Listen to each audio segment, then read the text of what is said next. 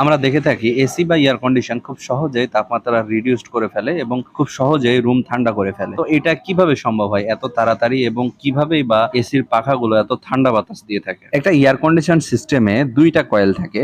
যেটা রুমের ভিতরে থাকে সেটাকে বলা হয় এভাপোরেটর, এবং যেটা থাকে বাইরে সেটাকে বলা হয় কন্ডেন্সার। কয়েলের ভিতরে ব্যবহার করা হয় রেফ্রিজারেন্ট গ্যাস। রেফ্রিজারেন্ট গ্যাসটি সবসময় এই দুইটা কয়েলের মধ্যে লুপের মতো প্রবাহিত হতে থাকে। ইভাপোরেটর এবং কন্ডেন্সার কয়েলের লুপের মধ্যে যুক্ত থাকে একটা হচ্ছে কম্প্রেসর আর একটা হচ্ছে এক্সপেনশন ভালভ। কম্প্রেসরের কাজ হচ্ছে রেফ্রিজারেন্টের প্রেসার বাড়িয়ে দেয়া এবং হিট বাড়িয়ে দেয়া। হিট বাড়িয়ে দিয়ে সেটা পাঠিয়ে দিবে কন্ডেন্সার কয়েলে, এবং সেখানে যুক্ত থাকে ফ্যান। সেখানে অতিরিক্ত তাপটা বাতাসের মাধ্যমে বাইরের পরিবেশের সাথে মিশিয়ে দেয়। এক্সপেনশন ভালভের কাজ হচ্ছে রেফ্রিজারেন্টের প্রেসারটা কমিয়ে দেয়া, রুম টেম্পারেচারের চাইতে অনেক ঠান্ডা করে তুলে চলে যায় ইভাপোরেটর কয়েলে। যুক্ত থাকে সেইখানে ফ্যান, এবং ফ্যানের মাধ্যমে খুব সহজেই রুমে ছড়িয়ে পড়ে ঠান্ডা বাতাস এবং খুব সহজেই রুম ঠান্ডা হয়ে যায়।